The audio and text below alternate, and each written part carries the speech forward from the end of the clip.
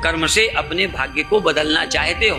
भगवान कृष्ण कहते हैं कर्म मुझ पर कोई प्रभाव डालते नहीं है। ब्रह्मज्ञानी सदा निर्लेप, अर्थात हम कर्म से प्रभावित ना हो, कर्म हमें कभी प्रभावित ना करे, कर्म हमें किसी तरह का इंप्रेशन ना डाले।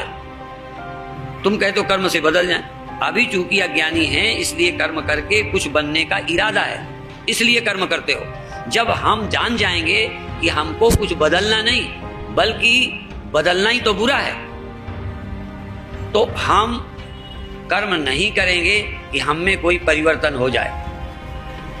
भगवान कहते हैं मैं कर्म करता हूं पर न माम कर्माणि लिम्पन्ति, कर्म मुझ पर कोई इंप्रेशन नहीं डालते। और अर्जुन को भी कहते तुम इस कुशलता से कर्म करो कि कर्म तुम्हें प्रभावित ना करे, न स्वर्ग ले जाए, न नरक ले जाए, न परिवर्तन करे, न तुम्हारे में कोई प्रभाव डाले। तुम असंग रहो, अलिप्त रहो।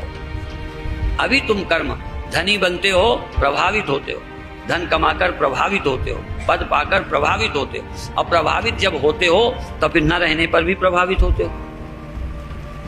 तो प्रभावित होना बंद करना है कि प्रभावित होना है?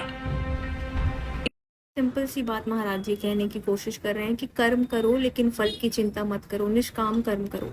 जो भी कर्म करो अवेयरनेस के साथ करो, 100% अपना दो, लेकिन इस इंटेंशन के साथ मत करो कि इसका पर्टिकुलर आउटकम मेरे फेवर में होगा या नहीं। अपने आप को सिर्फ ईश्वर का इंस्ट्रूमेंट मानते हुए कर्म करो कि मुझसे ये कर्म करवाया जा रहा है, मैं सिर्फ एक माध्यम हूँ। ये हमारे ईगो को डिसॉल्व करने में हमारी मदद करता है। जहाँ पे निष्काम कर्म होता है, जहाँ पे आप कोई भी चीज़ एक्सपेक्ट नहीं कर रहे हो अपने कर्मों से, तो वहाँ पर अगर रिजल्ट आपके फेवर में भी होता है तब भी आपको पता होता है कि ये मेरी वजह से नहीं हुआ है, ये मेरे प्रभु की वजह से हुआ है। तो यहाँ पर आपके कर्म भी प्योरीफाई हो रहे होते हैं। ऑलवेज रिमेंबर, कर्म हमें बाइंड नहीं करते हैं।